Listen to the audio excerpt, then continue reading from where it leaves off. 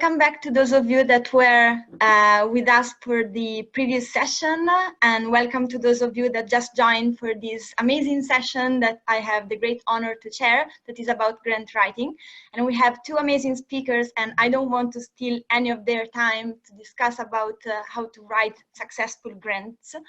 So let me introduce the first speaker. Let me just remind you that you can ask questions throughout the whole session, and we will have a panel discussion at the very end after the two talks, looking at your questions. Let's also thank eYCN and UCAMS for organizing this amazing day and this special workshop. So let's start with the first speaker. The first speaker is Chapin Rodriguez. He obtained his bachelor degree in chemistry and biochemistry from Duke University in the United States, and then his PhD in cellular, molecular, and structural biology from the University of Cambridge in the UK. And then he moved back to the US for a postdoc in molecular neurosciences at the Harvard Institute of Medicine.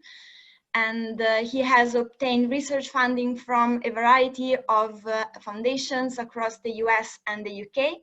And through his company, Creaducate. Yeah, Creaducate. Okay, great. He supports researchers to among other things, write grants, both from the natural and the clinical sciences. And together with writing grants, he also helps researchers to write their manuscripts for submission in high impact factor journals and improve their communication skills. So without further hesitation, let's have the first speaker discussing about how to write a successful grant proposal. Please, Chapin. Okay, thank you, Claudia, and thank you to the eYCN committee for inviting me. I plan to take about half an hour, and I plan to talk to all of you. Welcome to all of you, wherever you are, and whatever time zone you're in. Good morning, good day, good afternoon, good evening. I plan to take about half an hour to present what I consider fundamentals of grant writing that are really designed to be generic for almost all calls. And then I'm very happy that after me will come Isaac Gallego, who will speak about his very specific experience with a particular call, a Marie Curie fellowship. And I hope that all of you will find a fair amount of overlap between what I'm saying, what he's saying, and then during the question and answers at the very end, I guess we can also deal with other specificities of other calls or different situations. So my comments will really, I will try to keep them general so that you may find something relevant, whatever your situation, whether you're applying for a personal fellowship, for 6 months abroad or for a year, whether you're applying for your first independent researcher grant, whether you're applying for a postdoc fellowship for say 2 or 3 years. I hope to give you something interesting here in the next half hour. So let me start by sharing my slides. Okay, so hopefully you can see this talk is basically grant writing. I decided to call it writing to be different, just like everybody else. So somehow one of the biggest challenges in grant writing is you're supposed to make your project seem unique. And then, of course, everyone else writing a grant proposal is trying to do the same thing. And so you have all of these people all trying to be unique, and yet they're often very, very similar. So one of the hardest parts of your job when you write a grant is to really present what sets your work apart from the competition. And what I'm going to argue to you is what you should do is really don't try to benchmark your work against the whole field. Don't try to say, hey, my project is really good, because that grant committee is probably going to see mostly good proposals. Almost everything that hits their desk will be relatively good. I want you to benchmark your project against the next most similar project in the field. So it's not just, you need to say not just, hey, my project is good. You need to say my project is good overall, and compared to this next thing that you've already heard of, or this next thing that was just published, we're better or beyond that because of X, Y, and Z. That's really that marginal advantage, what an economist might call that marginal advantage, that added value, that small difference. It could be small, it could be extremely large, could be in the middle. That is what will set you apart from your competition for that particular grant call. And that's what I want you to really focus in. So let's look a little bit at how we can do that. So the challenge, I want to now lay out in the first several slides, I'm going to lay out some of the challenges for writing a powerful grant.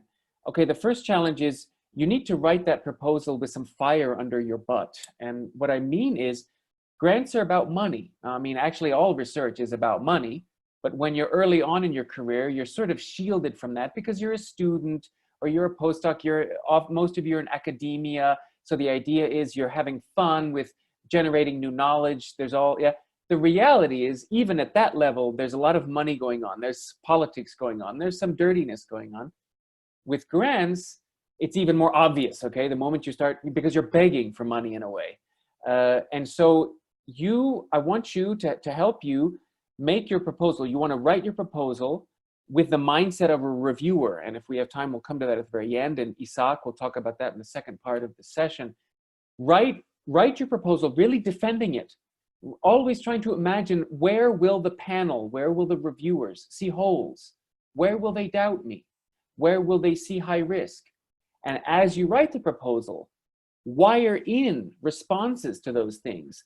Try to predict their doubts, their reservations, their misgivings about your work, and head them off at the pass, as we say in American. So kind of already put out the response to that risk, put out your solution for that, put out your plan B, put out your, yes, we've thought of that. We also are skeptical of our own work and we thought of that, and here's something we can do around that.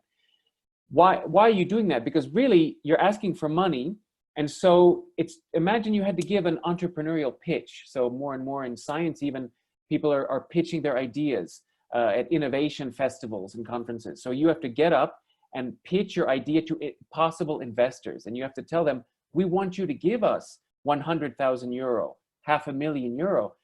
And because we think our idea is pretty foolproof, and here's how. So if you're really asking someone for money directly like that, you have to get up there and convince them that you've already tried to sink your own idea and you've made your proposal, you've proofed it to being sunk by those ideas. You've already thought through a lot of the most likely problems and you've created solutions for them even on day zero before you start the work. That kind of entrepreneurial spirit of really foolproofing your project so much that people can invest money in it, that's what you want to do, even in an academic grant proposal for a Marie Curie, for a Human Frontiers, for ERC, certainly, whatever, NIH. You want to think like that, with like a business proposal thing where you've got to foolproof your idea from the outset. So you need some fire under your butt. What are some other challenges? Another challenge is just the challenge of communication. So you've got this complicated idea and you've got to sell it to these reviewers who are usually working for free. They're overextended already. They've got their own labs, their own groups, their own problems, their own families, screaming children, whatever.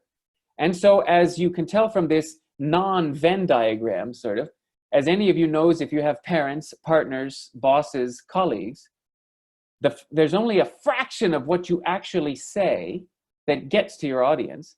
And of that fraction that actually enters into their ears, only a tiny fraction of that is actually processed in the way that you want it to be processed.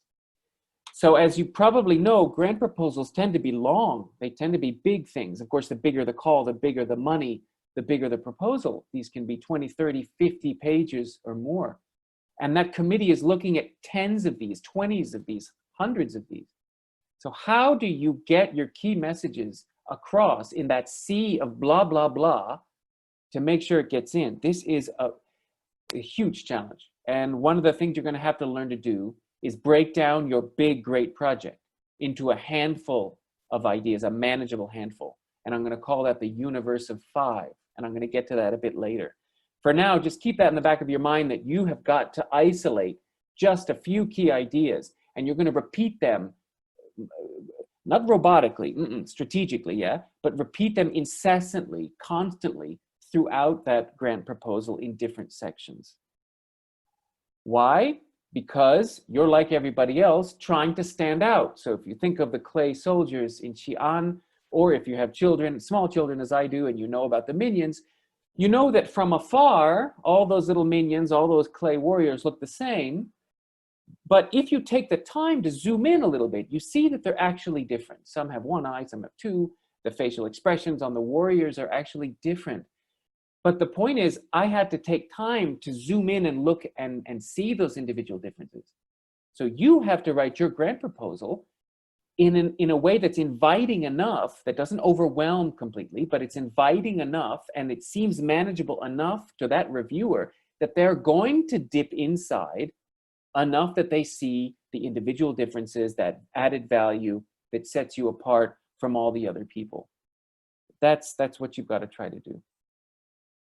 And you've got to do that with an audience of reviewers who are already overstretched. You've got to make your message felt amid the noise. So if any of you are particularly eagle-eyed, you saw your message, I put it here in the middle, I could have put it here somewhere really off center. You know, a reviewer is going to pick up your proposal and you want them literally within 2 or 3 minutes to essentially understand, okay, what is this person doing that the next most similar sounding project is not doing? In a sense, you know, what is that added value that sets them apart from the next most similar study? I'm going to jump ahead to a slide. This is what I want to talk about. You want your proposal to make very clear this little difference here that I've marked with the red bar. And that you want to jump out from the summary, okay, from the first half A4 page. And you want that added value, that slight difference, to jump out repeatedly in every major section of that proposal. And Isaac will talk more about a lot of the mechanics of that in the case of a Marie Curie. But really, this is, you've got to make that absolutely clear. I can't emphasize that enough to people. So what do you need to do? All right, I told you you've got to distill down. Now the next several slides, I want to talk about some strategies to meet those challenges, to getting your proposal to stand out. One is this universe of 5 that I'll come back to, this distilling down your project, whether it's for 6 months, whether it's for 2 years, 4 years. Distill it down to a handful of key themes or ideas that you're going to repeat over and over again. Now, those few ideas need to support, I would say, 3 dimensions of a good project. All right. So is your project new? You know, if I think of my own PhD, which I did a while ago now, I happened to work on an enzyme that literally at that time, there were maybe 3 research groups on all of planet Earth that were working on that enzyme. And I managed to find out some new things about it, and they were new because no one else was really looking at it. So that was enough to get my work published in a pretty good journal. Times have changed, okay? More and more people are researching, more and more stuff is already known.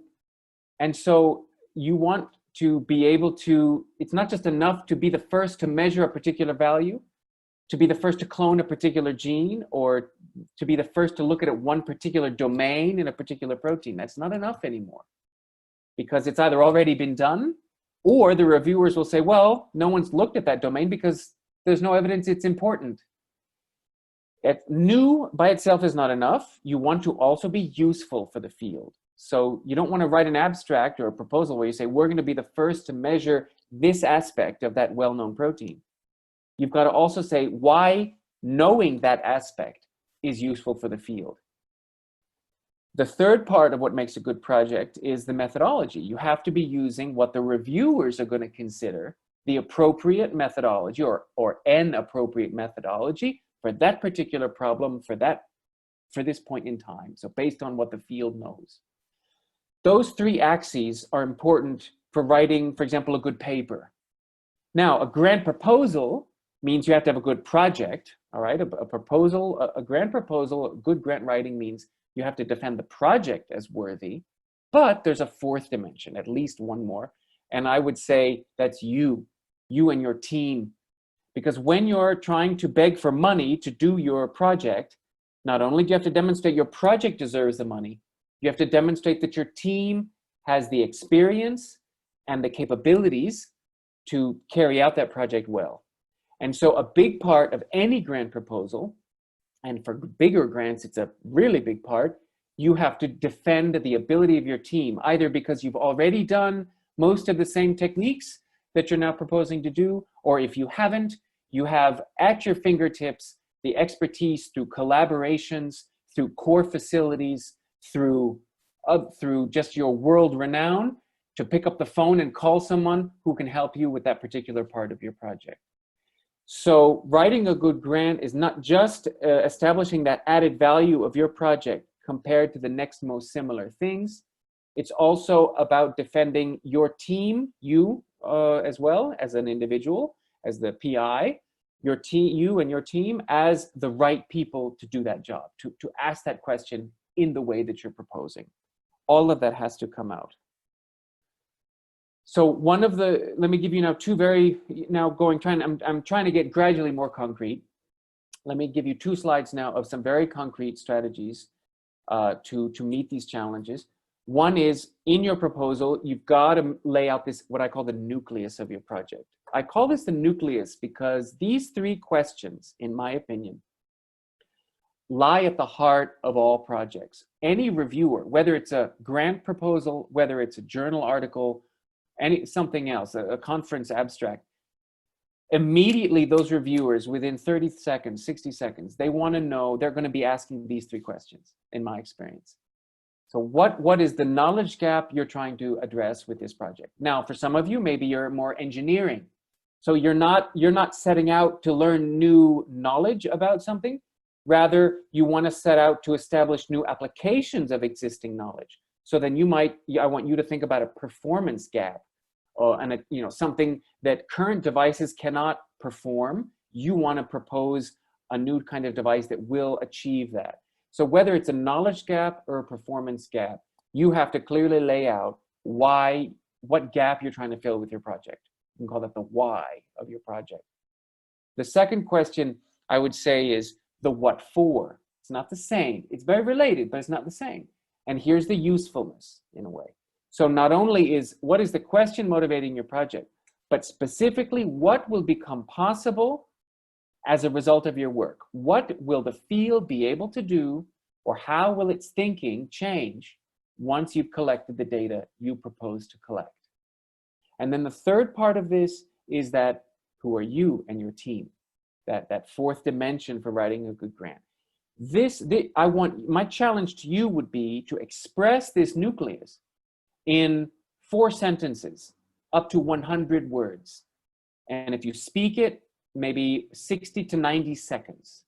If you can deliver a 90-second nucleus like this in a relatively conversational way, I don't mean with slang, but with smooth sentences that don't leave you gasping for air, if you can make a little tight block like that, that's your proposal. Then chances are you're going to be able to write a 20, 40-page, whatever proposal. It's going to be coherent. It's going to be organized around a main goal. Another strategy to help you with that coherence would be what I mentioned earlier about this universe of 5.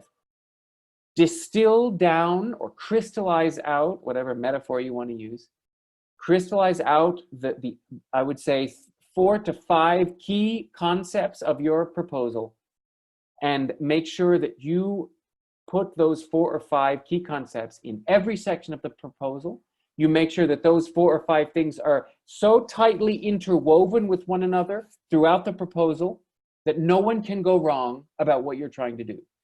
As Isaac can maybe talk to you about, because he'll mention the comments that he got on the first round of his submission, you will probably be amazed how often grant reviewers get your project wrong. They read through your 20, 30, 40 pages. Of course, they're a little bit not always focused. They read through it, and yet they miss big things. They miss what the whole point is even. You may already have had this experience with your manuscripts when you submit them to journals. Some of you may already have found that when you get the reviewer comments, they lead you to think, but did this person even actually read my paper? Do they know what's going on?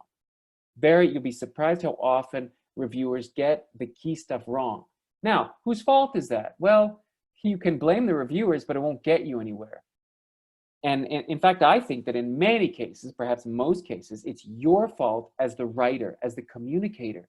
you gave that audience too much information that let them go off on their own little paths, and you didn't bring them back to your path sufficiently often or sufficiently strongly throughout that text.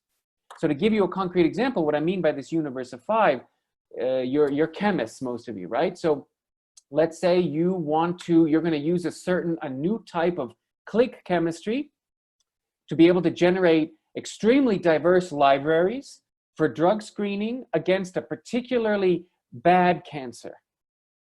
So the novelty there would be the particular click chemistry that you're proposing, that maybe, and it's useful maybe because unlike other types of click chemistry, it relies on some other connector that allows even more diverse combinatorial chemistry, so you get even broader libraries, whatever. In that example, what might your universe of 5 be? It would be your particular click chemistry approach. It would be maybe combinatorial libraries, construction of combinatorial libraries. It would certainly be that key type of cancer. Maybe you might have a forced thing in there, you might not. But for each of those 3, you would have to really justify, okay, this key type of cancer, why am I looking at that cancer and not another one? Why is that cancer not already adequately dealt with existing chemistry, approaches to making libraries or leads? What's wrong with existing libraries? What's wrong with existing lead compounds for that type of cancer? Then you would come to your library approach. Okay, so you're going to make very broad libraries. Again, what's wrong with existing libraries? Why do we need to think at a different level? Then your third idea, maybe this is the most important, is that particular innovation with the click chemistry. Okay, why is that innovation necessary or useful? What is it going to accomplish that others do not? So there'll probably be little doubt that it's novel, because you'll be able to say, we're going to use this solvent, or we'll use this kind of amide linkage, and everyone else is using some other kind of linkage. Okay, that's already then new, but that's nothing. That's not enough. Then the audience wants to know, okay, what is the big deal then about that amide linkage? How did you stumble upon that idea? Why do you think that's going to make such a big difference to generating lead compounds to cure this cancer that has evaded cure for 50 years? That's what you're up against. And so those, at least 3, maybe some 4th has to be thrown in there, those ideas are going to come up again and again, and your marginal advantage, your innovation, compared to the next similar state of the art, for each of those 3 or 4 ideas has to be blindingly obvious throughout that grant proposal. That's what I'm trying to push you to be able to do. One way to bring all of this together, so now let me take a moment to synthesize all the slides I've shown you so far, is what can be called an elevator pitch. And this is now actually getting trendier and trendier in science. I encourage you to try this. I already mentioned it. Try to imagine you're going to sit informally with a colleague. So I'm not talking about communicating your project to the general public. Sit down with a colleague, even preferably from outside, directly outside your field, certainly outside your lab. Sit with them, and you have 90 seconds to pitch them your project proposal. And then ask them to echo back this nucleus. Ask them to echo back as much as they can about these answers. What did they hear and process about your answers to these questions? What did they experience of your universe of 5? Okay, what did they see about that? And you may be shocked to see what they get. They'll probably get some of your ideas, but not all of them. And they may have connected some of the ideas together correctly, but not all of them, and so on. Refine that elevator pitch. As an example, I will, let's see, I will, these slides, by the way, I don't know what the organizers are gonna make possible, but if you email me, I'd be happy to email you the complete slide deck. So there is an example of an elevator pitch that I'll give, but for the sake of time, because I want to sort of bring things now more concrete to grants, let me keep going. Just a few more slides and to give you some general themes where now that you've got a basis with this universe of 5, with the nucleus, with the need for strategic repetition over and over, competitive advantage over the next most similar study. Now that you've got that basis, let's look at how that can play out with some of the key themes or issues in a proposal. One thing that grant reviewers always want to know is, are you proposing something incremental or something bigger? All right.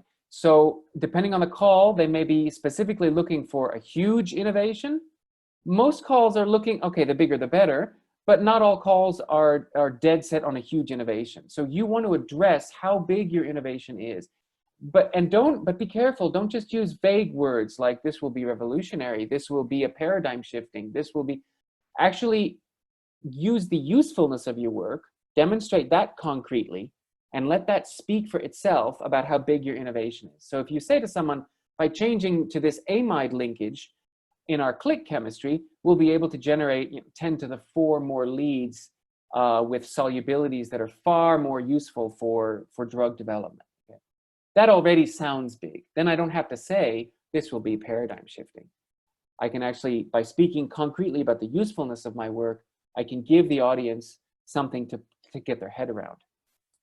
Are you knowledge gap or application gap? So definitely you want to come down clearly on whether you're generating new knowledge, which could have many downstream applications that you can barely predict. You should still, however, predict at least a few things. Don't leave it all up to the audience. Or are you meeting an application gap, in which case you have to very clearly lay out what you're trying to achieve and why existing state-of-the-art doesn't get us there, why we need your work. One thing that reviewers can be very tricky about is whether your work, whether you already can predict what will come out of your experiments, or whether you're really just looking blindly, you're screening, you're setting something up and saying, hey, let's see what can come out of it. Read the call, the grant call, very carefully for a lot of these things, about whether it needs to be incremental, whether you can be just fishing, or whether you have to have very clear hypotheses. Whatever the kind of research, I will say this for your proposal, and here I think Isaac will address this. Most panels want to see, most reviewers, they want to see that you've planned every experiment enough that you're able to predict what are the most likely outcomes, whether A, whether B, whether C, and that you're able to propose, that in the proposal you do propose, the next step in each of those eventualities. So reviewers generally like to see, okay, so in order to do da-da-da-da-da, we're going to do such and such experiment, and that could go down road A, and if it goes down road A, that might mean this, and so to test that, we're going to do this next step. The experiment could go down road B, and if it goes down road B, it could mean this, and we'll test that in this next step, and so on. Reviewers want to see that you're really thinking things through, even if the reality is you barely have a clue what could happen. You do need to set up your experiment in a relatively closed way so that whatever outcome does occur, you know what to do with it. You don't just stop and then your project is hanging for 3 months.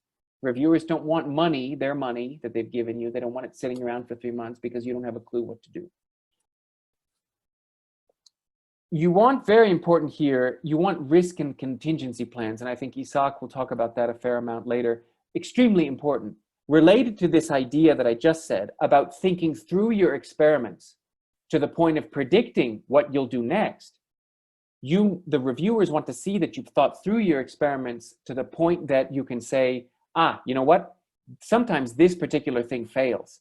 If that fails, here's our plan B. Don't hesitate to have a plan C. Say, you know what? That can also, da-da-da. If you're using methods that are pretty foolproof, you don't anticipate big risk, you know that they're low risk, in fact, in your grant proposal, say that they're low risk, cite references to support yourself, because that's a strength. In one way, it's a strength if you're using low risk methods, because that part you can just move on and get to the good, interesting stuff. The danger is if you're always doing low risk methods, that then how innovative could your project really be? So you do need to be careful, right? Now, conversely, if you're doing something high risk, that can be a strength of your project because it's innovative by definition, but it's also high risk. So the reviewer will want some reassurance that, well, in the 70% likelihood that this fails, what the heavens are they going to do as an alternative, or will they use up our money for 6 months and then the rest of the 2 years will go nowhere? So in both cases, whether it's low risk or high risk, you want to clearly lay that out in the proposal, support it with references, and explain what you're going to do that's going to ensure that the project will move forward in an interesting way. I mentioned this fourth dimension, so of you then the team. In a grant proposal, they want to see that you have a track record in the specific techniques that you're proposing for your future work, in the specific data interpretation, types of data analysis. They want to see that you've done at least some of this kind of work before. And whatever you haven't done before, you know the right people to help you learn those new skills. Either those people are currently part of your team, they're part of the collaboration in this proposal, or maybe they've given you a letter of support that if you ever call on them in the future, they'd be happy to collaborate with you, or something. Or your university has a core facility that is already set up and they have experience doing exactly this kind of work. You've got to demonstrate that for your proposed project. And that's pretty much what I wanted to say. There are several other things. I wanted to end here with, I want you to think like a reviewer when preparing your proposal. Basically, try to shoot down your own work. Write it, leave it for a couple of days, for several days, maybe even a week, ideally. Then come back to it. Give your project to someone else, preferably outside your lab. Certainly, who doesn't have any interest, has no conflict of interest with this proposal. Get them to shoot it down. Wherever they see weaknesses, wherever they see leaps in logic, wherever they see uncertain areas, write in some sentences in there, add references, bolster it. Just be very skeptical of your own work. The more skeptical you are, then the more you can hardwire your proposal to withstand the criticisms of your reviewers. Realize most of you are probably competing for money that many people want, so the reviewers can tend to be quite harsh. They can also, by the way, tend to be arbitrary and biased very much. They're humans. And so the more you can try to predict what those biases are based on the literature, based on your colleagues, based on your own experience, then the more you can hardwire that into the proposal and make it kind of bias proof. Well, less bias, more bias proof, and it's impossible to get rid of all biases. Now with that, let me just close. Here's the website of so I run a small consulting company, and I encourage you to contact me. Actually, there are several things I encourage you to contact me for. One is if you're interested in our working with you. Actually, at the moment, I'm working, for example, with a senior postdoc in California who wants to apply for her first independent position. So she's writing a big NIH grant, and she has asked me to work with her throughout the grant proposal process. So that's an example of the kind of work that we do. We also help with paper writing when you're trying to prepare manuscripts for very top journals. I also encourage you to email me. You'll find my info at address at the bottom of the webpage. This comes directly to me. I encourage you to contact me if you like these slides, or I'm now in the process of completing some resources on grant writing. Email me, then I can email those resources to you when I finish. And then just to close, I'll mention that my company is actually looking for chemists, people with chemist background, to help us on a per project basis to help other chemists when they're publishing their work in good journals. So I do encourage you to keep in touch, and I hope this has been interesting. And I very much look forward to the question and answer at the end. And with that, Claudia, I will stop sharing my screen. Thank you very much, Chapin, for the amazing talk. Really, thank you. We already have some questions, but please feel free to already ask your questions so that we can list all of them and prepare for the panel discussion. The next speaker, as I said, as you can see, is Isaac Gallego. Isaac received his bachelor degree in biochemistry and then his PhD in biotechnology in Barcelona. He stayed in Barcelona changing group for a short postdoctoral fellowship, and then he also decided to experience a bit of the US, so he moved across the ocean and spent quite some time, few years in Georgia Tech, working in a chemistry lab with Professor Had on the origin of life. And then he moved back to the old continent, to Europe, in the UK, at the MRC Laboratory of Molecular Biology, where he is currently a Marie Curie Fellow in Phil Holliger's group. And he is broadening his expertise on the self-assembly and biophysics of nucleic acids, with particular interest not only on the origin of life, but also on technological applications. So without stealing too much time from your talk, Isaac, please share with us your tips and tricks for writing a successful postdoctoral fellowship proposal. Okay, thank you, Claudia. Hopefully you can hear me. Yeah, I'm going to share the screen.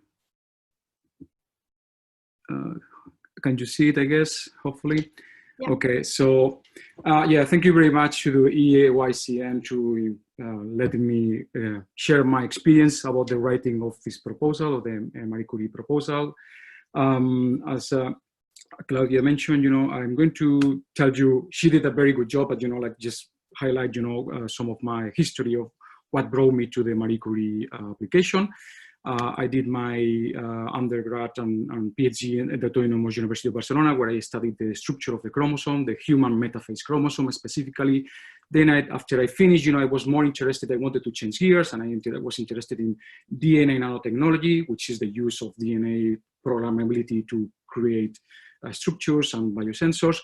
And I did a short stay while I was looking for a postdoc abroad at the IRB in the laboratory of Ramon Erilla, where I was able to study some, I was able to work with some, developing some biosensors for some detection of some enzyme, for enzymes that are involved in cancer resistance, some DNA patterning of surfaces, etc., etc. Luckily, during this time, Nick Hutt, which was the supervisor of my next step, was doing a sabbatical there, and I was looking for, I was doing applications, etc., etc. He offered me the possibility to work in the origins of life, which was one of the things I was interested, as I mentioned.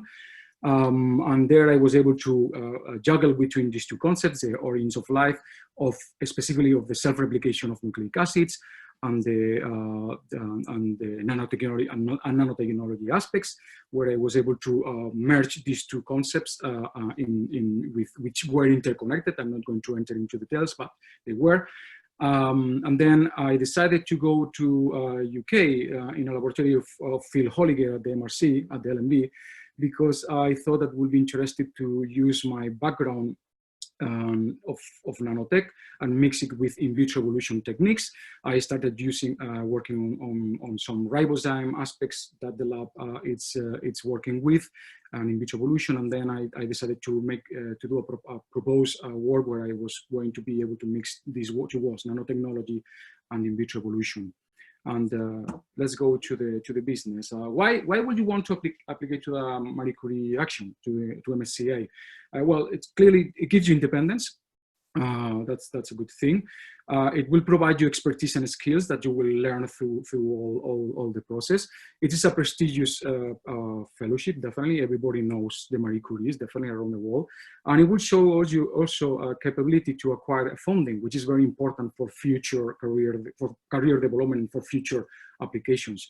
It's going to give you network, and then definitely in the European context. In my case, I was coming back from US, so it was good to apply for it, just to have to establish network with Europe. And definitely, why not? It's a generous grant, so it's help, and also it helps always, and also brings a package of some money that to buy some reagents and some equipment, which is always helpful. So, what's the timeline of the process of writing? This is like an ideal or something I use. I think it will give you some idea. Bear in mind that I was applying for the reintegration fellowship. There are, as you know, there are different panels, and I was in this reintegration because I was coming back from Europe, and this allows you to apply more than one time, and also you don't have the restriction of 1 year just to apply within the first year that you are in the lab. So there is more flexibility. Well, in June I was starting to look at documentation to how to write the Marie Curie, etc., etc. I will show some of these links later in the next slide. And by the end of June, July, I was writing the core of the proposal. I was doing the proposal writing, you know, like all the B1 part, B2 part. By the end of July or beginning of August, I have a draft and I send it out to colleagues that, as Chapin was mentioning, were not experts on my field. So to detect which are the elements that are difficult to understand, etc. This is very important. Remember that the panel, it's the panel that will be maybe not expert in your field. And then by the end of August, I had all these comments implemented in the proposal. I just wrapped up all the paperwork, the part A, etc., etc. And the beginning of September, I submitted. I guess that many of you will be now in this moment where you're like finishing stuff and trying to submit as soon as possible. Unfortunately, in my case, I didn't get it the first time, so I had to reapply a second time, in which I was successful, and I will talk about that at the end. And here is more or less the timeline. You know, I did I implemented, or I reviewed the text, you know, to make it more clear, to make sure that it was like better, crystal clear. I implemented all the reviewers' comments, and I confirmed as a comment that I will mention later, something that I thought it would be useful, or it will reinforce my application. And I sent it out, and I finally I got it. Here, I wanted to share some of the resources I was looking at, and I think they are very useful. There is a Euraccess, which contains a lot of information of how to write a MSCA in independent fellowship. I want to highlight these two ones, which are the feedback from evaluators from past applications and the survival guide, which are very useful. And a second link, which is how to write a competitive Marie Curie fellowship, which are like very useful, and I encourage you to look at it because you can learn a lot. I guess that now for some of you it's a little bit late, but if someone wants to apply, it would be useful to take a look on them. And then let's go to the business. I'm going to be focusing mainly on the part B of the proposal, and specifically the part B1, which is like the core of the proposal. You have here the different parts of it, the different sections, excellence, impact, and implementation, and what's the percentage over the score that you are going to get, or the evaluation process. I wanted to mention here only, you know, that because we will talk more in detail later, that you need to try to not to repeat concepts. You have to complement them better. You know, it's about, you know, having in mind like this universe of 5, you know, all the time, and make sure that you always, that Chapin was mentioning, try to put them all together and make everything cohesive, because it's important for portraying a good message. You know, for example, here 1.3 and 3.3 sections. 1.3 and 3.3 are interconnected, so just to try to complement them, and then just use also B2 section 5 to complement the information and link and make links between them, so that everything is well-rounded and packed. And here I wanted just to mention that is the Helmer's Catechism that was brought to me by Martha Grover at Georgia Tech. And I'm not going to explain anything in detail, because Chapin has done a fantastic job on going to the whys, hows, whats, etc., which the only thing is you have to have always this in mind, as he mentioned, you know. And just 2 points I want to mention that are important for the Marie Curie.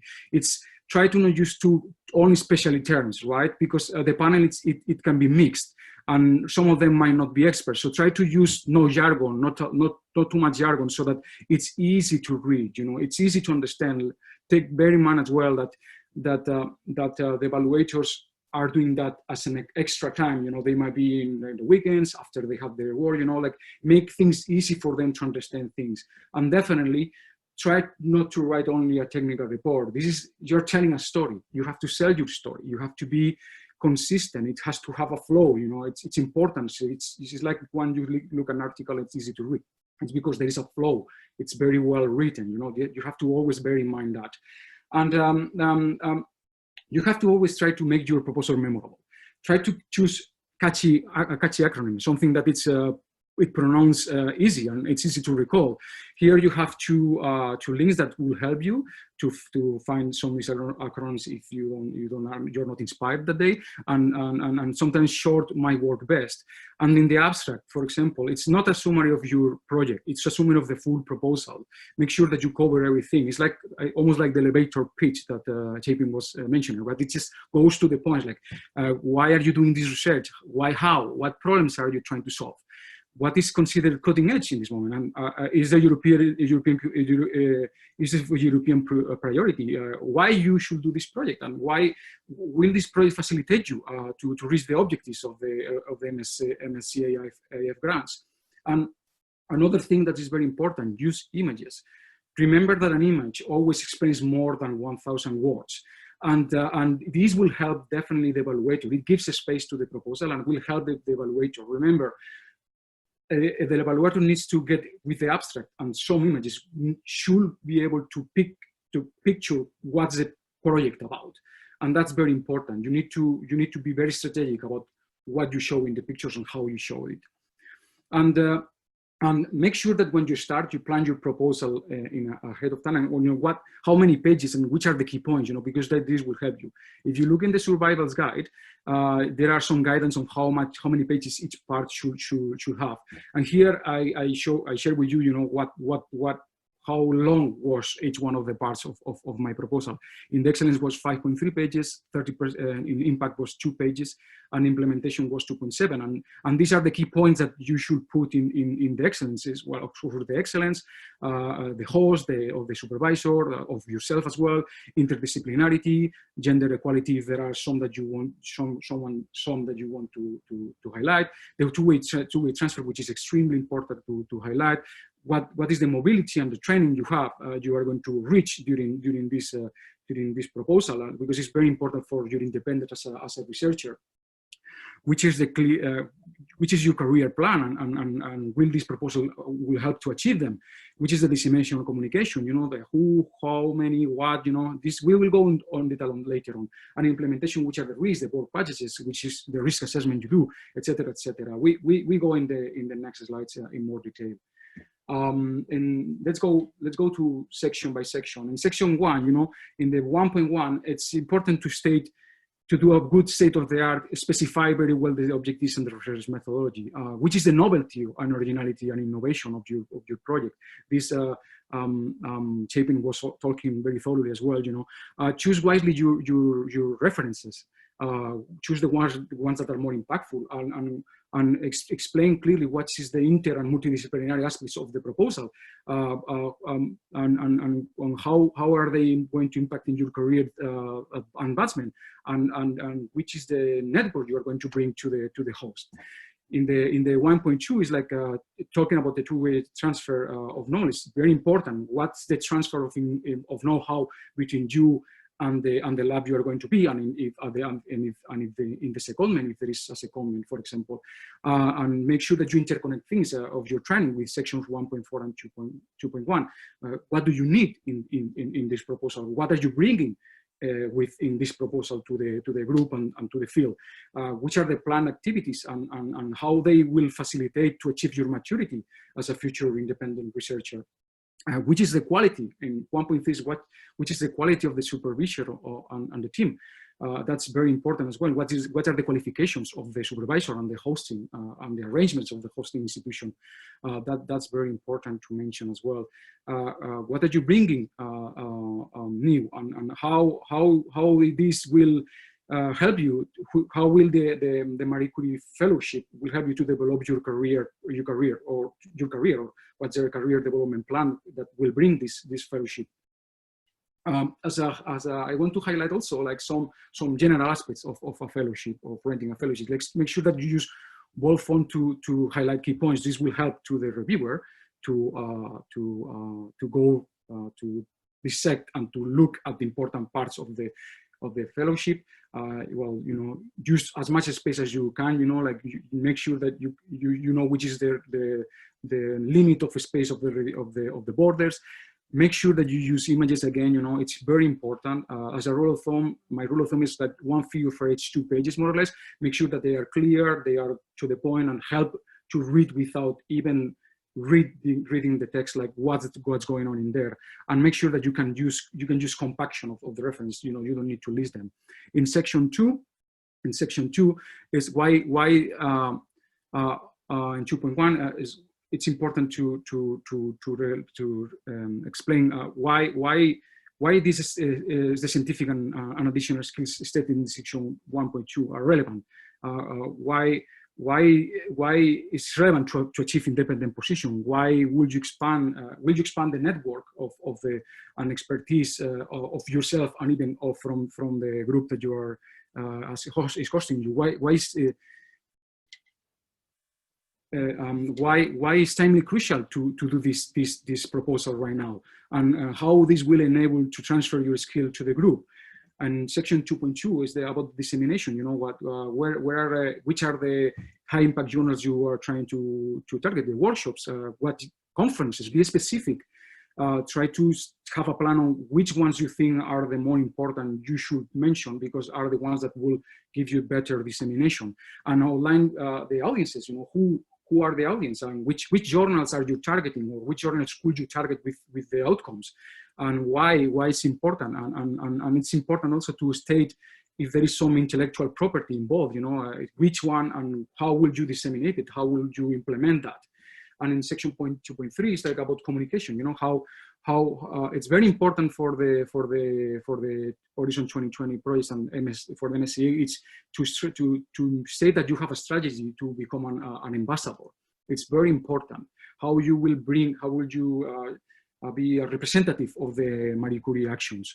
And it's important to link that to your objectives, to your specific objectives, how your proposal fits with this implement communication, and how many people are you going to reach, and how, and who are they, and when are you going to do that. For example, if your institution has some outreach days or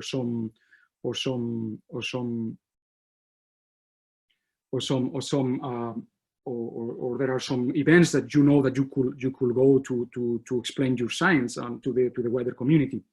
And also important the social medias that you can target, you can use in order to target your audience. Also, as a highlight, remember that communication is mandatory in the EU grants. This is in the grant agreement, so you need to communicate your science, and to make sure that you have a specific plan, and how many, and which are your platforms. Choose them wisely. For example, Twitter could be the preferred one, but also you could use press release of your papers once they are published, and so that they get picked up by newspapers, etc., etc. And very important as well, when you are doing this implementation, use the logo of the Horizon 2020 project, which is the European Community flag. That's important to show, where it comes from, where is the funding coming from, and where are you, who is backing you up. In section 3, you have 2 more minutes. 2 more minutes. Okay, so I need to go very, very fast. Sorry about that. In section 3 is the implementation. You just need to state it's important to state the milestones, the deliverables as a Gantt chart. It's very important, definitely for sure, is to put what are the risks and the contingency plans, as Chapin mentioned. That's something very important, because it will allow the reviewers to see if you have thought about all the elements. And in 3.3 just state things that are important for the institution. And here I just wanted to show you what was the summary of the reviewers comments, and there were some weakness. This is the first attempt, and I got a highly decent score, but it was not enough. And what I did, in addition to go through all these point by point weaknesses, I also implemented with as a comment, which were important to highlight the two-way transfer of knowledge, and also highlight how the impact of this fellowship will allow me to go to Spain possibly, and to implement that in Spain, which there is no knowledge of the two main things I was going to put together in this proposal the two main themes, and that will help me to refer myself as a researcher and an independent researcher. And finally, after all these elements, I got increased the score, and then I was successful.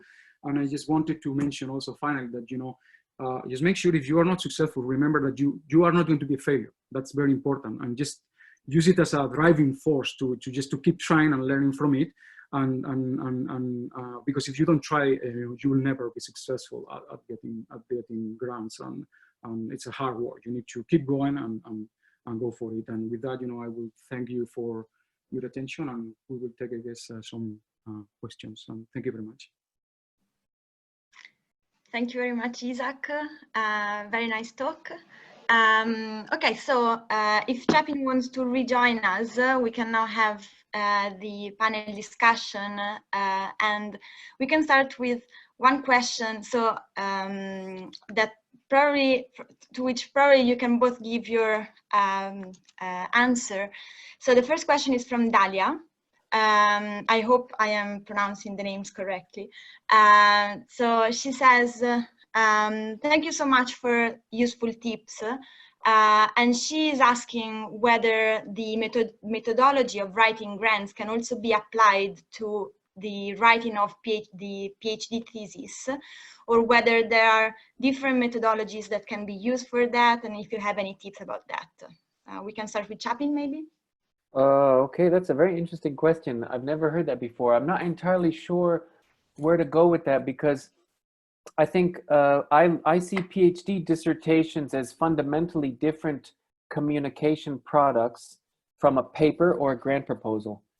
In my opinion, a PhD dissertation is designed to show a committee, a handful of people, that you as a PhD candidate, know how to do good research. And so your job in a PhD, for example, you write introductions that are very long, that trace the historical roots of your field. You go way back. You have to show that you know the literature. You have to show that everything that you did grew out of the literature. There's a lot of backward looking. And grant proposals and journal articles are designed to be much more focused for an audience that has very little time. So I think they're very different things. I wouldn't necessarily compare them, but I'm happy by email later on to discuss in more detail. Yeah. Thanks. Isaac, you have any suggestion? Well, I think I agree that there are two main different things. I guess that the only thing that you could be useful for both is, like, the tips that we were mentioning, or Chapin was mentioning about, make sure, even though that it's true that you have like a background, historical background in the PhD, and you need to connect that.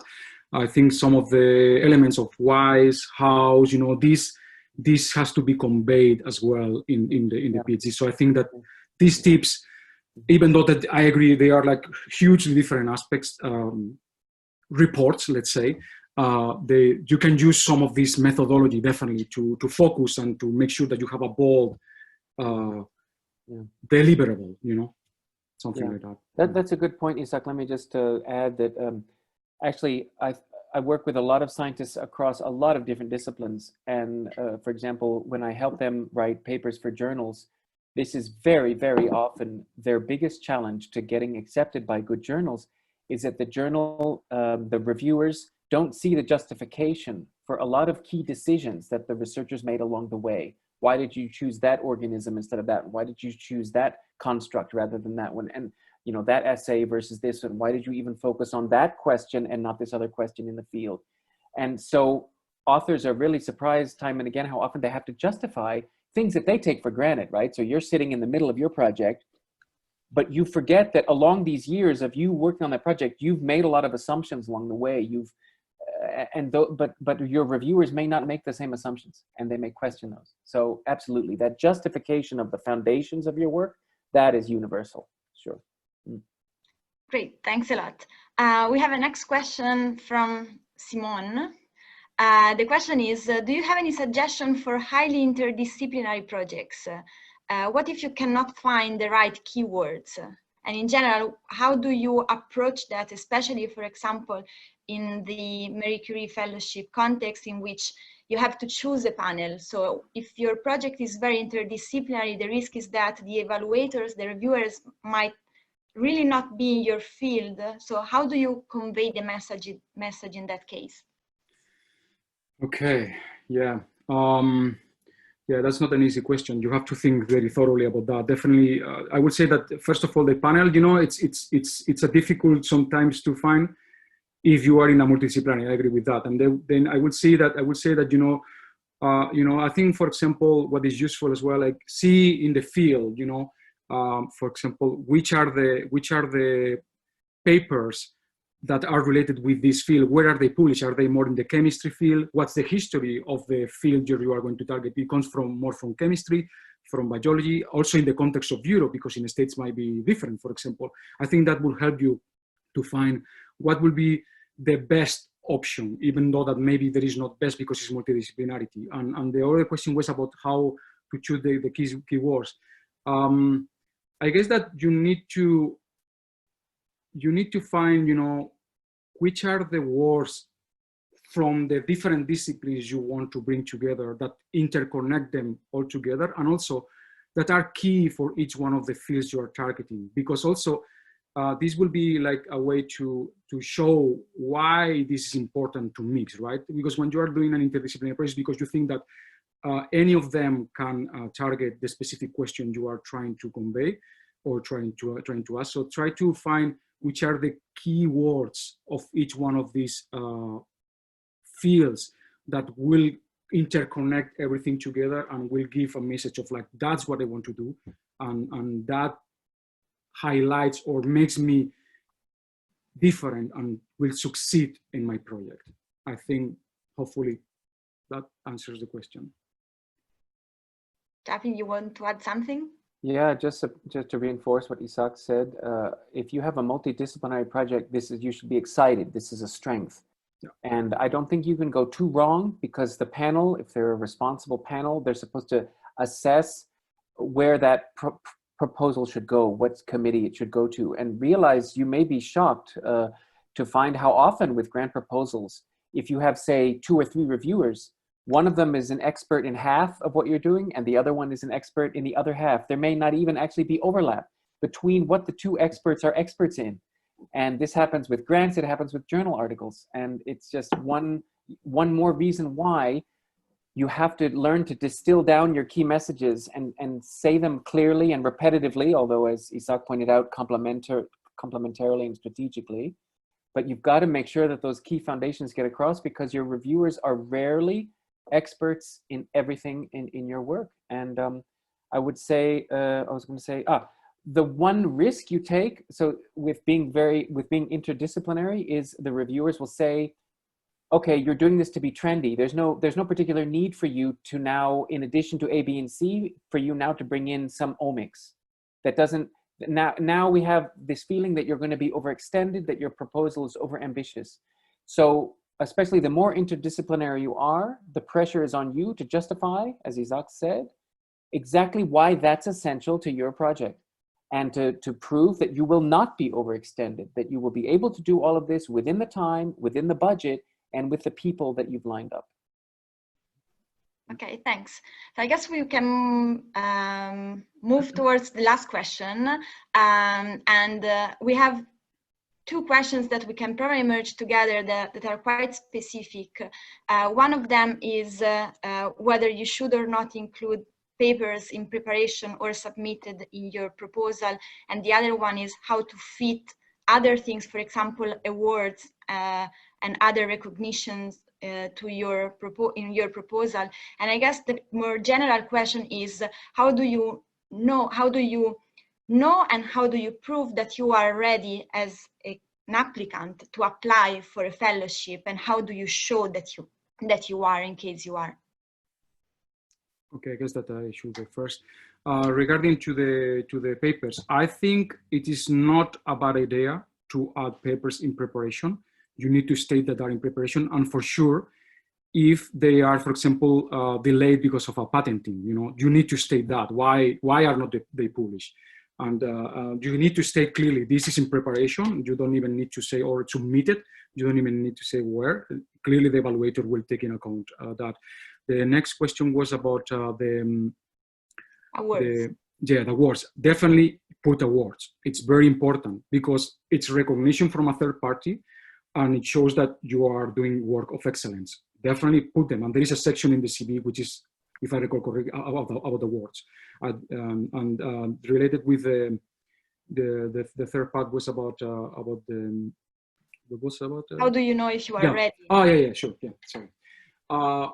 Well, I think you need to try to. So in the CV, you need to and during the proposal, you need to try to sell yourself a little bit, right? So make sure that all the good things that you have in your know-how are presented very clear, and also how are they connected with the things that you can bring to the lab that you are trying to reach, and how this know-how it's key for the success of the proposal. And how do you know that? Just think of everything that you think you can bring and why you are choosing this project, right?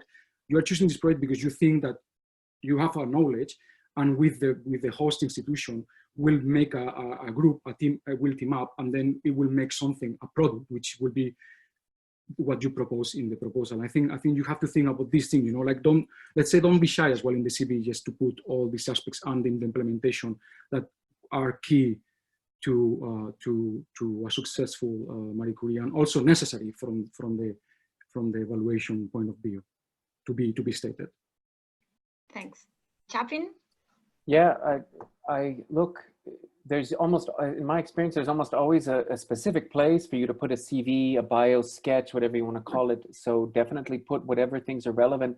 I should mention, I would hesitate to put, say, awards or other things that go back more than, I don't know, say 10 years. I personally think it can be a little bit embarrassing. I mean, in the end, it doesn't hurt. The reviewer moves on, but at your stages, if you're applying certainly for something like a Marie Curie, I mean, you could put a high school, whatever, but they don't even necessarily need that because they know what your status is and so on. And you don't want to keep, you want to put the words where they're more important, not make it long in areas that don't matter, like high school or high school awards that you got. So I would say in general, in science, as you go through your research career, people want to see evidence that you are an independent thinker.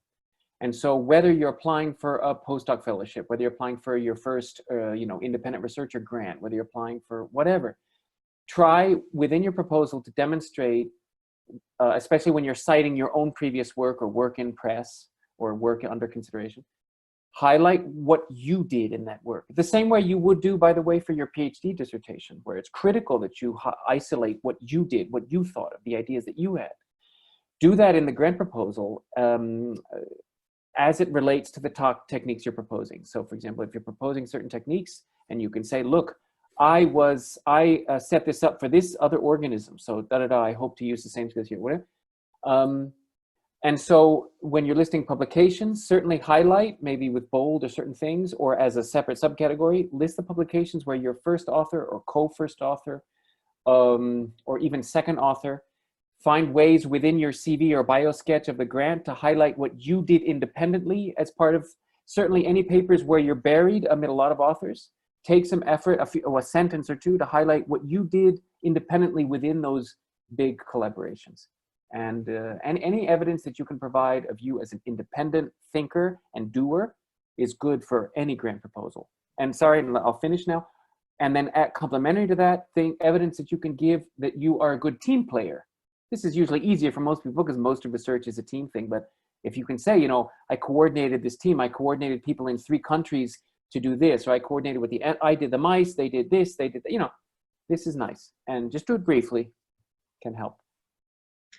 Great. Thanks a lot for your insights, your feedback, and for your amazing presentations.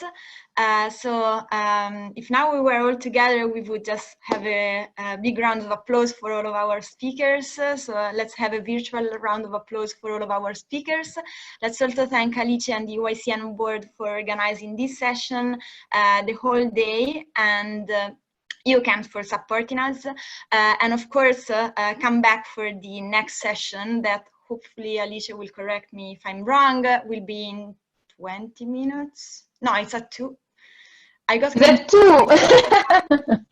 It's the UK time and the European time, so it's at 2 p.m. European time, Central Europe time.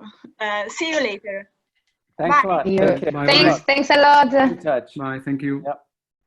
Bye-bye.